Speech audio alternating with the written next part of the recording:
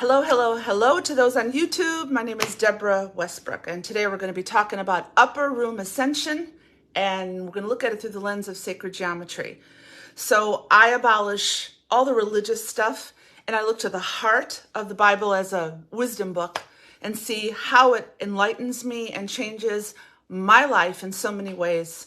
And I hope you join me on this journey. I'm on Facebook. I'm going to wait about a minute. I know you guys on YouTube don't want to wait that long, so I'm going to wait a minute before people join. And hopefully they can hear me. And we're going to talk today about Upper Room Ascension through the lens of sacred geometry. So I'm going to wait a couple minutes or so. It is beautiful finally in California. I have never in my life since moving here in 1980 seen so much rain, and the amount of snow. I know you guys on the East Coast, the Midwest, I was born and raised there, are dealing with a lot of snow, but we have snow that's going to move the skiing season into July. I mean, it is packed up. I have not been able to get over the mountains, but it's just beautiful. And all the rain we have, what's coming is when this begins to melt, the snow melt, probably going to see a lot of flooding. But right now, there are tons of wildflowers blooming everywhere, and they are absolutely gorgeous. So let me know if you can hear me. Just say hello, and I'll get started in a minute. I want to have people get on and welcome them. And like I said, we're going to talk on sacred geometry. So for those who avoid this and don't like the math, I'm going to make it really easy for you because it's not really about math. It's about the symbols that God has embedded within the universe that flow from a geometric form.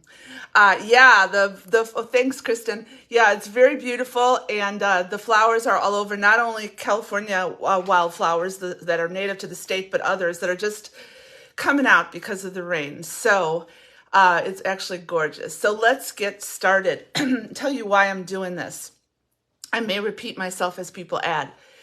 When I'm speaking on this, it isn't because I'm looking for a topic to speak on. I'm not. This is flowing from the essence of who I am. Now, there was a time when I was looking for topics to speak on, and I was trying to figure out how to bring out of me what was inside of me. And it was looking for something that I didn't really have to be looking for. What I was realizing is that when the essence of who you are flows out of you, it flows out from the real deep flow of the essence of your being. And you know what? I love this stuff. This is part of who I am. I've loved math since I was a child. I've loved science. I love creativity. I love music. I'm very diverse in my curiosity. So when I started studying sacred geometry, and it just wowed me, it blew me away when God brings us forth these forms that are embedded within the universe. And it is in these forms that behind the form is the thought form of God. So there's more than what you're seeing. For example, when you look at a cross, you immediately love or get triggered by what that is to represent to you, but man has put his definition on it. There is a sacred geometric meaning behind a cross, behind the tree of life, behind what's called the Merkaba. There are all those things. So hold on a second. I'm going to check something and we'll get started. So I hope you're doing good. I hope it's a great day for you. It is for me because, like I said, I love this stuff. So let's get started. Okay, so this Upper Room Ascension, when we're looking at the book of Acts, and for those of you who have no knowledge of the Bible, you don't need a knowledge of the Bible to know that people met in an upper room mentality. This has crossed the line of religion. It has crossed into every spiritual belief that there is a rise in consciousness where we are empowered to access the latent awakening of God within us. We have these things within us, intuitive insights, knowledge of oneness that are latent. They're dormant. For whatever reason, they're dormant. But we have to access those. So let's call this an upper room ascension. And how I've looked at it, it is the integration of science and spirituality. And it's to understand some realities of what was in the upper room. Having been a charismatic Christian years ago, we experienced everything without much depth. We thought of the upper room as a means of revival. We thought about it as a means of flow, but we never really thought about it in means of greater depth and greater substance, that there was a unique plan to that upper room. And there was something that was going on there that went above what we were learning, and it was to be viewed perhaps through the realm of science. Why? It engages our curiosity to know that the master architect of this universe, the beautiful mathematician of this universe, the divine mind, as quantum people reveal, has revealed to us the beauty of the universe in sacred geometry forms. And what that does for us is when we engage in that, it does a whole lot of things, which we'll talk about. So looking at the upper room through the integration of science and spirituality, I had to start looking at, okay, there had to be a reason why there was fire, why there was wind, why they're all gathered in a collective consciousness of unity. What's the depth of what I'm reading here?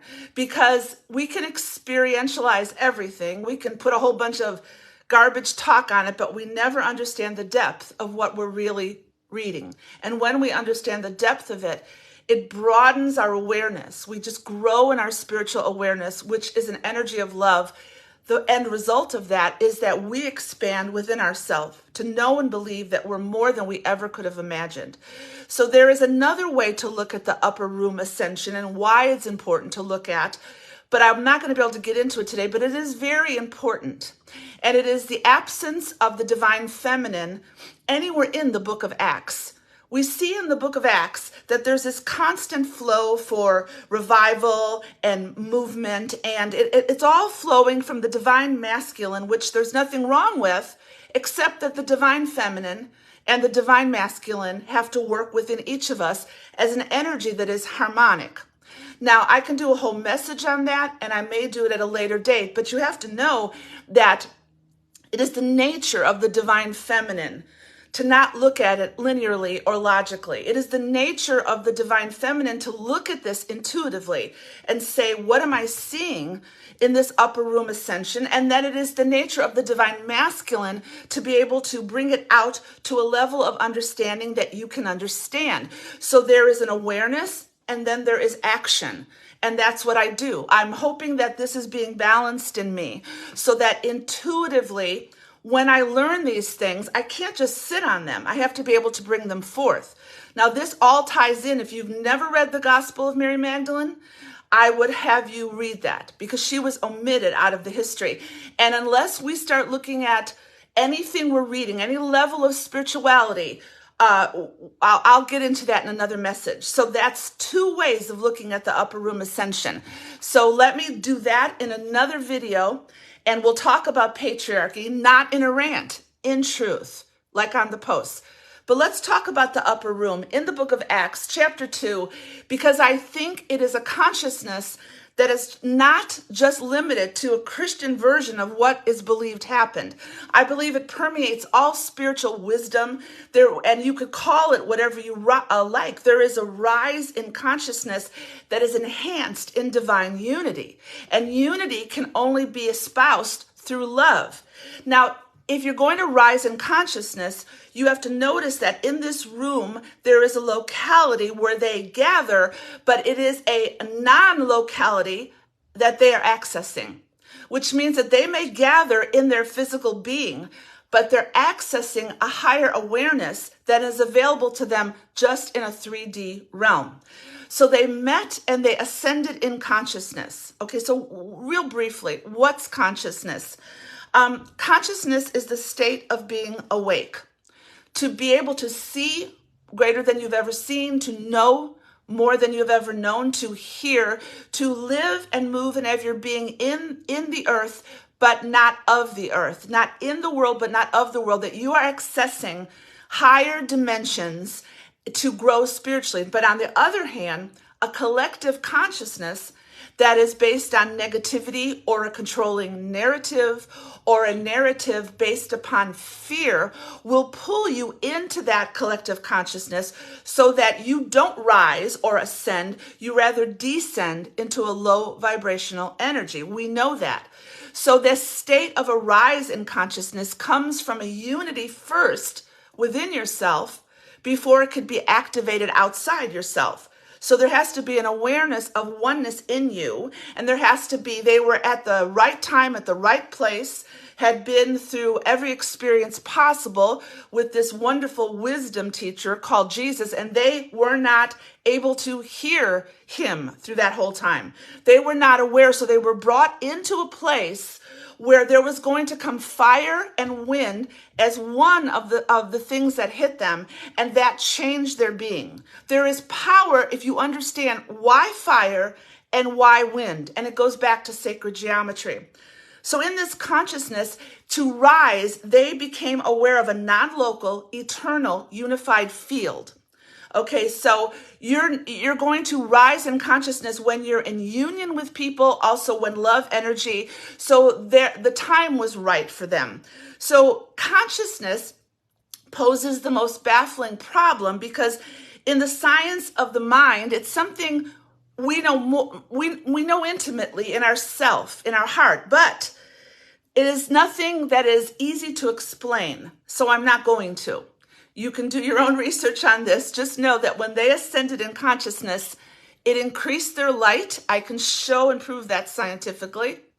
It increased their magnetism because they were operating now outside of the visible, in the invisible realm of the electromagnetic spectrum. They were not limited to a small range of ability to see within the spectrum. It increased their magnetic resonance to connect with a higher plane of existence. It increased their light because of the sound of the wind. The sound joins with light to produce matter. So it acted, that sound of the wind and the fire and the sound acted upon their being to rise into a greater consciousness. So they were changed in every way scientifically. They were changed in ways that when you understand this, it becomes experiential, but it is so grounded in the reality of its beauty that you're just in awe of it. You're in awe of it in new ways. So to continue, the upper room is an ascension into a higher, more energetic consciousness. They moved past the bandwidth of the 3D realm. And as I'm going to repeat, it was an increase in light, an increase in magnetism, and an increase of energy that rose them up outside of space-time. They were in the earth, but they were being acted upon, moved upon by a higher realm of awareness of God, source. And the manifestation of that awareness produced such a change in them spiritually, emotionally, and physically that once they were activated within, then the activation came without. So everything that we see manifesting within that book, as far as the healings, the miracles, however you look upon it, don't look at it religiously and don't look at it through only a masculine lens. Men and women have both the innate ability of the divine masculine and the divine feminine within them. So look at this book intuitively and see that all those manifestations could have never been flowing through religion. Never. It only flowed intuitively when there was a rise in consciousness. So we could have hit the streets all we wanted in our flesh and our ego. We could have preached salvation and altar calls, which was all BS because it was just an ego-based response from a person who didn't see the greater reality of the need to rise in consciousness and to rise in love. So there was a lot going on that day that I've just begun to explore. So when they were in that room, it was a highly activated energy field. And again, you can teach for weeks on that. So just believe it and then research it yourself. They had a highly activated energy field that was latent in them because they were viewing things in separation previous to this activation. So there are many people today that are going to be called up into an upper room consciousness when they ditch religion and ditch the form of separation in any way and enter into the oneness and the interconnectedness of a higher love energy. So to be activated within will mean you will then be activated without. To get to this point where I am right now, in exploring sacred geometry and exploring quantum. It was a journey, okay? This is in me. This is not foreign to me. Science is not foreign to me. Math is not foreign to me. I've loved it since I was 5 years old.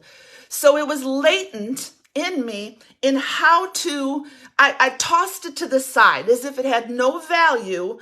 So I went the whole religious route and subscribed to a narrative that never did anything for me. It didn't bring out the essence of who I was. All it did was focus me on a path of a narrative that someone else prescribed for me. When I ditched all that without any anger and just said, this is not for me, I began to see who I was. And the quantum rose up, the science rose up. And let me tell you how I get ready for this message. I'm getting ready to speak. Because you see, this is how you're going to have to get ready for whatever you're going to have to do. I read and study 5 hours a day. I pull from all these different sources that synchronicities present themselves, books to read, articles, YouTube videos, and I don't teach directly from all of that. The integration of all of that forms an amalgamation of a message that rises up to see how I can bring this all to you so that you understand it without having to study what I'm studying unless you want to, but I can help show you that you are brilliant. That's my whole purpose. You never have to look at sacred geometry after this, but just listen carefully to what I'm about to teach to you and close your eyes and listen with your heart and not your mind. So, in this energy of activation that these people experienced in the upper room, we discern geometric patterns that form the blueprint of our lives and reveal to us the mind of God in an image or a symbol. That image or symbol being wind, fire, or sound.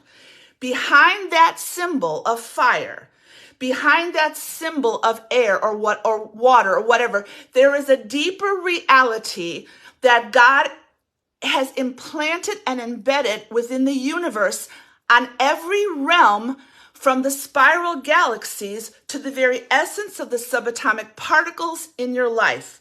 Sacred geometry has persisted through the eons of wisdom and is taking form to be understood now in greater ways. So when you begin to discern that there is a geometric pattern embedded in the fire and the wind that is going to reveal to us a blueprint of God's activation, you realize it was just not a good message that was meant to be preached. It is a reality, a substantial scientific reality of science integrating with spirituality. So, sacred geometry in the upper room. Let me read this and let me read this slow. Sacred geometry is considered an ancient science that explores and explains the energy patterns that create and unify all things. It reveals the precise way that the energy of creation organizes itself. Every natural pattern of growth or movement comes back to one or more geometric shapes. Now, let me give you an example. When I look at the cross, I see something entirely different than someone else might see.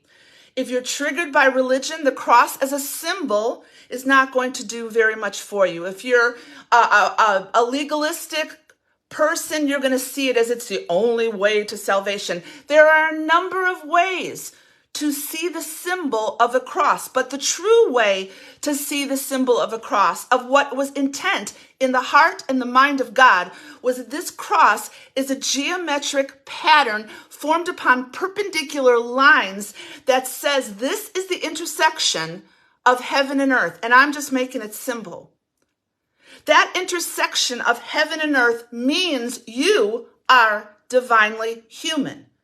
The intersection of heaven and earth that cross is not a means to get you somewhere. It is not a means to awaken you to a particular denomination. It is a geometric symbol that is formed throughout all of eternity that is seen at a 2D realm, but reveals a 5D or higher dimension that says, hey, you are divinely human.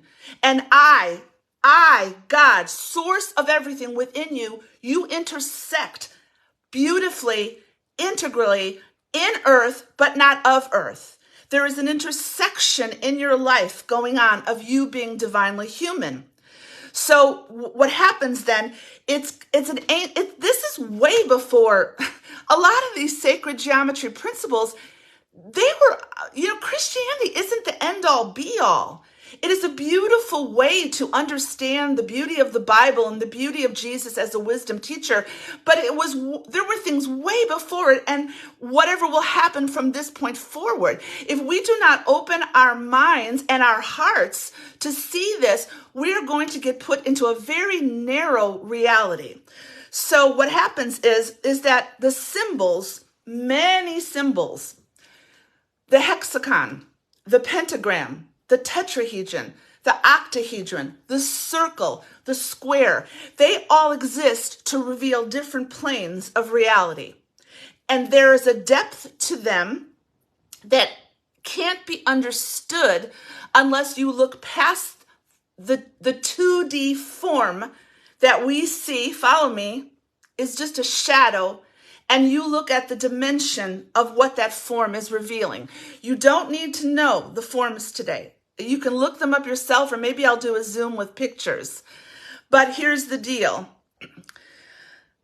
Symbols reveal the thoughts and minds of God. Okay, not only a cross, there is a symbol called a Merkaba. It's the Star of David. What do you see when you look at the Star of David? Most people think of religion. They think of Judaism. But the reality is, this blows me away when I'm saying it. The Star of David in the Merkaba is light body. The Star of David was an upward triangle and a downward triangle forming together, relating the harmony of the divine masculine and the divine feminine. There is beauty behind these symbols. The circle is the very essence. The dot in the circle is the essence of wholeness and perfection and union in God. Life itself starts in a circular sphere. So those are just some examples. So a geometric pattern is a thought form in the mind of God, which provides the energy blueprint for all physical existence. And these patterns hold the sequence of materialization. And we learn how to move in that energy and spirit in physical matter. There are meditations to be done to engage that geometric pattern that is formed, because it is also bent on the energy within you. And I'm just giving you the surface to tap your curiosity today.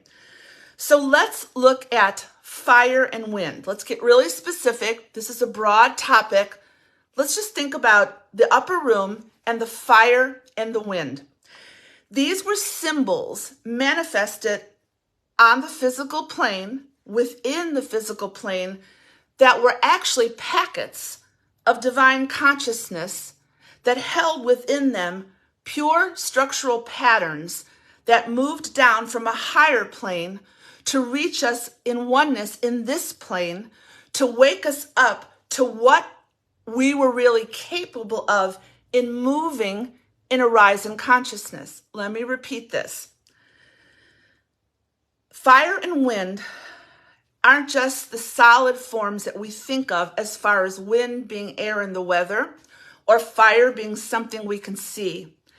There is an atomic reality behind those forms. Behind those forms are geometric patterns that flow from the mind of God, that are packets of divine consciousness that we enter into to access higher realms of consciousness. So they hold inside of them information from the field. Inside of them, embedded within them, is coding from the field, and it moves within us and through us, around us. If you would begin to just see how much of God is a mathematician in real time, it would blow you away. So a thought form, I'm going slow, at a higher macrocosm level, the field, we are the microcosms of the macrocosm level, is not based in thinking in words. but it is based in mental images, sounds, and eternal vibrational states. What does this mean? The conveyance of a higher level of consciousness is going to be conveyed to us within energy, within vibration, within mental images, within sound, which is integrally linked with light. But it's never going to come down to that level of language because it's hard to explain these things. It will flow through language because when they were in the upper room, there probably was no ability to explain what was happening. But when they came out of it, they were able to speak in all these different tongues. I haven't explored that yet. But language, listen, language flowed from the rise in consciousness, not vice versa. A rise in consciousness, you're not going to get there by language. You're going to get there by an awareness of images and dreams and visions and vibrational energy flow, which is going to come to you in the thought form of God, that is going to open up doors of revelation. So we're looking in the wrong places. It is not how much you know. It is how much you are increasing in the healing of your energy fields. It is how that you are unblocking those chakras into oneness. And that is going to increase your ability to comprehend a dimension that is higher than what you see. So these geometric forms like the fire and the wind, I'll say it again, they are thought forms in the mind of God. They are created through instantaneous transmission of a thought form containing densely packed information. That was the fire, that was the wind. It is like, again, I know I'm being repetitive, but you have to repeat this in order to understand this. We're not going up and speaking about the fire and the wind as if it's some nebulous concept. If that's the case, that's just a very low vibrational awareness of the expansiveness that is present in the universe and within ourselves in God. So these are instantaneous. We have no control over this. They just went. And perhaps when it says they waited, perhaps that's the Heisenberg uncertainty principle in quantum. I'm loving this. I don't know, you guys. I'm flying here. Perhaps the fact that they waited is the Heisenberg uncertainty principle, where it says, you don't have control of everything. You may know this, but not know that. And you may know that, and you don't know this, but you're never going to know it all. So they released all surrender and all trust to this instantaneous transmission that they didn't know what was coming. And they just waited. Now, what does that say to me? That says to surrender everything I am to the movement of the energy in me. And the universe and God knows what I need when I need it. And I'm speaking to myself here. I don't have to look for it. I just have to follow the path of synchronicity that will bring me to the place in time where I will know what I'm called to do at the moment I'm called to do it. Because even birthing where I am right now, and I've seen an increase in energy in me, it didn't come about because I was searching. It never happened when I was searching several years ago. It happened because I'm finally doing what I love, and it's flowing from the I am within me. So these packed thought forms are received in an open state, which contain huge amounts of embedded information. Awareness opens to merge with higher levels of consciousness. There are different planes of consciousness, whether you believe it or not. Okay, so we have to have an open state, which is a state of surrender, which is a state of trust, and which is a state of responding to the synchronicities of being in the right place at the right time, reading what we're supposed to read, surrender and let it flow. We do not dictate this path. This path calls to us in the realm of a different rise in consciousness to rise. This is not done by ego. It is not done by planning. It is not done by a linear mindset. That's the divine masculine, which will come in at some point. Because while I'm learning all this, I'm not just going to sit on it. So what does that mean? I've got to flow out in the manifestation of this. And this is where the divine masculine comes within me, and how to structure this message, how to put this form in a way you can understand. So this is the union of the divine masculine and the divine feminine within me. That is why, God help you, if you look at the book of Acts, or all of the Bible's irrelevant to me if I'm going to look at it in a patriarchal style. It has no use to me at all. It is only in allegory, and it is only in wisdom that I look at it along with other spiritual books. But as far as a legalistic mindset of a low vibration, holds no purpose. My own reality inside, God within me in oneness, will show me where to go and what to read. Something to think about. So you have to be in an open state. Now, how many are in an open state in the world today? I don't know. I hope you guys are. You're watching this. You're pursuing things. I want to be awakened, because we better be for what's coming. I mean, let me just put a little aside here, I'm studying this extensively too. The earth is in a state of movement, and there are things happening in the planet that are going to reflect greatly in our earthly lives. And if we don't rise in consciousness, then we're going to be bound in a way that it's going to cause great fear or anxiety in us. And so we are called to rise, and then to help other people rise in a consciousness that shows them that they're not bound by all this earthly realm anyway. Okay, so now I have to make the transition into the fire and the wind. Let me go slow. Why? Because I know some of y'all just hate math and you hate science. And I'm going to try to make this easy. Okay, there is something called Platonic solids. Don't leave me now. Stay with me. The Platonic solids were a philosophy of Plato, where he associated each solid with an element. They are considered cosmic solids due to their connection to nature. And in other words, each solid that I'm about to show you what they are is a flow of a geometric pattern in the mind of God as a thought form that holds within it a greater reality in its manifestation. So lo and behold, guess what's part of the Platonic solids that hold a greater reality? Earth, wind, air, water, and the ether. There's 4 Platonic solids and then the ether. And in every Platonic solid, there is a geometric pattern that matches that Platonic solid. So when in the upper room there was fire and there was wind, that's air and fire, which are 2 Platonic solids that hold a geometric pattern. It was manifested we read it in a 3D reality, but we have to know that behind that, there's a geometric pattern that is being pulled down from the ether, from the field, from God, to reveal a way for us to rise up. So fire is what's called a tetrahedron. Just trust me. Air is called an octahedron. If you Google that, you'll see the geometric pattern that's in fire.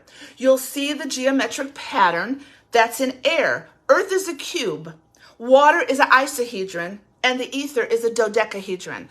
Those are all just the mathematical, sacred geometry patterns that flow from a higher consciousness that are forming the very essence of our planet, the essence of the universe, and the essence that is in you.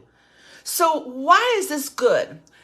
Because I don't know about you, it just leaves me in awe and wonder of how little I know, and how in ways I want to surrender, how I want to rise in consciousness and enter this reality of oneness in ways that I've never experienced before. This is my path to stir the curiosity in you. So fire is a tetrahedron and air is an octahedron. Let's focus on those two. Fire as a tetrahedron, fire, the Platonic solid, the element in nature, flows through a geometric pattern. When it manifests into a physical realm, it flows from a geometric pattern called a tetrahedron. A tetrahedron is a triangular pyramid with 4 faces. We'll leave it at that.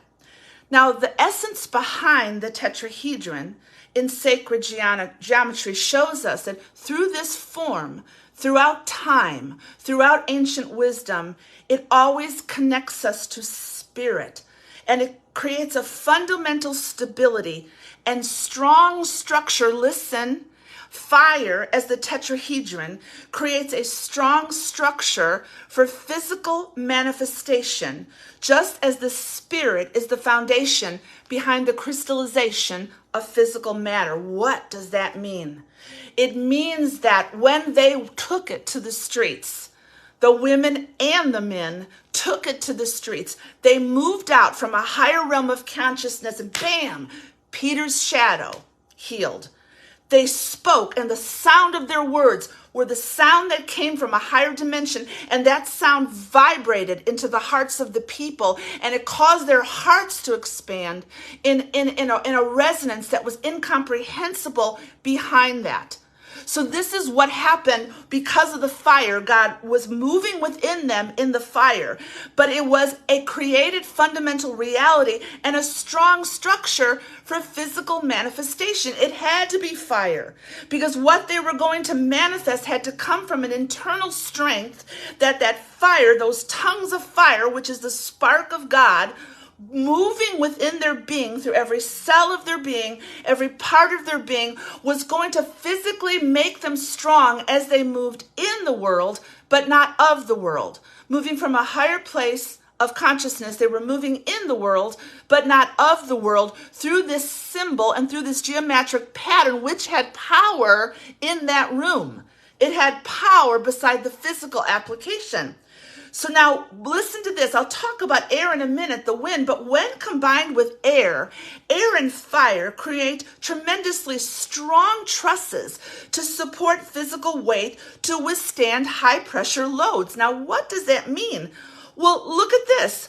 Hidden inside the tetrahedron of the fire is a packed thought form, which in the mind of God, which stabilizes the center as being the gateway to the divine plane. You want to move in strength and power and a higher awareness. You're not going to do it through your ego. You're going to do it through the fire and the geometric pattern that is going to flow within our lives in the depth of our being as we meditate and as we activate and clear these chakras and clear this energy field to allow that higher realm of consciousness to come down from the crown chakra, from a higher auric level of energy down flowing through our body. That is why the light flowed from Peter. That's why all those things happened. It's not hard to understand. They were not special people, and that is not a religious interpretation of what happened. That is available to everybody on the planet Earth when you start awakening in consciousness to change from the field where we live, how we live, to manifest through psychic abilities. It comes from this. It makes a level playing field. We don't have to look up and out to people that we idolize, that we want to hear that narrative, and that's how we're going to flow. We're enough people. And when we know we're enough, we will start forming communities that will start speaking about science and spirituality integrated to see people's lives changed while they're in the world but not of the world. So this fire, listen to this. This is how strong that structure was. This is how strong that fire in that tetrahedron sacred geometry pattern would make them. Buckminster Fuller was an architect, and he said that the tetrahedron is one of the most powerful forms because it anchors and it holds fixed the point in the center of the structure. And when you think about that, because when he designed that geodesic dome, he designed an architectural structure that was immovable, that was so strong. Well, you are an architectural structure of God. So when the fire of the geometric pattern of the tetrahedron is alive to you, and you are the spark of God, which is within you, not without you, is activated, you will move in a strong structure of identity. Nothing will move you. Nothing will move me. I am that I am. I will not fall prey to lies or fear-based narrative because I am in this world but not of this world. And I am brave and I am courageous and I am brilliant, as are you. So the tetrahedron, the fire that came into that upper room, stabilized their divine center. It said to you, it says to me, it said to them, I am that I am. And I'm going to activate this within you, this God within, before you take it out and manifest it out there. So it was a hidden divine thought form in that tetrahedron. The form for fire is an element connected to our spirit core, a divine spark from the ocean of fire, from God's source universe, which gets activated above our heads in a crown chakra in a higher intuition. Are you ready? Are you ready to move beyond the limited awareness that we have, to believe what is almost impossible to believe unless we open our hearts, not necessarily our minds, to receive it? This is all based in a love energy, every single bit of it. Now, before I leave, I'm going to leave with, man, I've just scratched the surface. Let me talk about the air and the wind, and then I'm out of here. The air is 8 equal triangular faces. It's an octahedron. So it also, air, when it's flowing in the wind, that movement is formed upon a geometric pattern. This is ancient sacred geometry, and it is the basis, get this, that movement, people, we are in wonderful times. That air is a movement for human soul travel. It has been popularized in these times when we talk about the Merkaba, which was the chariot of the throne of God in the book of Ezekiel. But the word Merkaba means light, spirit, body.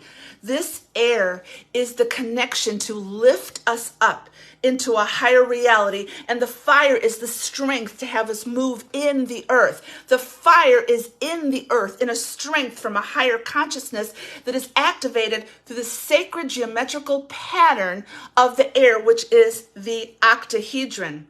So this chariot, this Merkaba, which I'm going to teach about in the coming days because I find it fascinating, is a sacred geometry pattern in wisdom for ages. It is also part, don't get confused, it's part of the star tetrahedron. It's a subtle body system of the human being related to higher initiation or soul travel. What do you believe? Do you believe, like, the people that I lose at this point are the people that either A, don't want to try to understand it, hey, that's okay, no problem, or the people that don't want their mind and their spirit stretched to believe, honey, you've been told a lie. I don't know how else to say it. This is not a rant, but if you're sitting, holding on to a low vibrational narrative, that's all you're going to get. Because that's what the universe will send you, because that's what you want to resonate with. Because to go further, you will be ostracized. You will be thought quirky. You will be thought weird. You will be thought everything if you come from that background. I'm just saying right now, how much do you want? Because you are limitless. So in this air octahedron, it allows us to become divine vehicles for us to move through higher worlds, which is one of the greatest attainments of spiritual development. Do you think, and I'm speaking to myself, am I just anchored in this realm? Can I travel into different dimensions? Can I do different things? Can I travel into greater dimensions and bring that then into the earth, but not being of the earth, but being in the earth? When people undergo near-death experiences, they are disconnected from this reality and they are pulled higher. They are moved. That air is a means of subtle body transportation. So when they were in that upper room, they were really not in a locality. I can only imagine. I mean, I by implication alone, when you think about this, we're thinking like it's so grounded that, like, okay, let me think about this. Okay, we used to think religiously, here's these people they meet. No, only like all the guys were mentioned, but then it was only the other women, which we'll talk about in the future. So they're in this room and we're looking at it in a physical way. They're gathered in this room and suddenly this something has to hit them, which may or may not be true because what was triggered, what was ascended was inside of them. So maybe they were in the room, but they weren't in the room, because to ascend to that level of consciousness, that transcendence, which Jesus had already said, I'm going I'm going up. And it says they saw him leave to not mimic. You can't mimic that transcendence. You can't learn that transcendence. You have to be open and surrendered in that place of air and fire and wind and that place of unity and surrender to transcend. And then just open the door and go for it. Because they were in that room, but I don't think they were of that room. You couldn't possibly, your body, listen, your body, the energy in your body is not able to handle that realm of energetic explosion. That's why you have subtle energy fields around you in the auric realm. That can hold the higher levels of energy. So your body would explode with that level of energy. So that's why you transcend your body to be in the world, but not of the world. Because the energy in the auric field is able to experience way more than what you can experience your body. When Jesus said you're in the world and not of the world, man, that's a portal. You can take that word and you could preach it and teach it until you pass on. So how to end this? I do not know how. I'm not sure. I didn't even know how to start this today. So what have we learned? Let me encapsulate this and tie this up. This is a journey. This is my journey that I want to encourage you with. You may not take this journey, but I'm telling you, I have never felt more alive. And I have never felt that there's this epiphany coming, this open portal that's coming, and it can come to you and through you and in you. But we kind of hit rock bottom. We rose up. We left behind all these things we thought we needed or we thought we were, and we're rising up into this essence of oneness. But let's not stop there. Don't build a monument there. Don't throw out memes on Facebook. I mean, we know we're one, okay? We don't need to hear it 50 million times a day. This is a journey. Do not stop it anywhere in the process of the journey, because the journey is going to take us into greater and greater realms of a rise in consciousness. So, not really sure what you understood and what you don't. I hope you were blessed by this. I'll repeat this, read it over. I'm going to go back and read the comments because I've seen some really incredible comments. You are more than what you could have ever imagined. Deconstruct, leave behind, however you want to say it. Just keep moving forward. You don't have to base your life on what was. It was a good time. We learned things that brought us to this place, but now it's a wide open field where we get to explore the power of the love energy that's flowing through our heart to access higher realms and to see what's coming, because what's coming is already here now, but is waiting for a people that are going to surrender themselves to an open state of surrender in heart energy that is going to help them. So I thank you for listening and putting up with this. And one last thing, when I started studying this, I didn't know what the hell I was reading. I had to read this stuff over and over until finally it clicked in. This is how I teach. It's spiral learning. You're going to go around and you're going to go around and you're going to go around. And each time you go around, like up that staircase, you're going to learn something else until one day there's going to be an open door on that staircase. You won't need me anymore to teach you anything because you're going to be on a journey of your own. And then I will start learning from you and you will start learning from me again at higher realms. So don't think you're going to walk away from this message thinking you got it. That is not the time we're in right now. Nobody has it. We are living in a time of flux and fluctuation and vibrational changes in the Earth's core, in the magnetic energy around the planet, what's happening in the poles, the solar flares, and that is all influencing our progression into a higher realm of consciousness. So people, you should be thankful and in gratitude every moment of your life that you and I have been put in time for such a time as this, because it is glorious that even with all the shit we've been through and the pain and the sorrows and the trauma and the discouragement, yet we are rising now into a higher realm of reality because we are grateful. Because if you believe you chose this time, then let's join in unity and see where this is going to take us, because it is a glorious time to be alive. Thank you. I love you all. I hope you have a glorious day, and I will read those comments.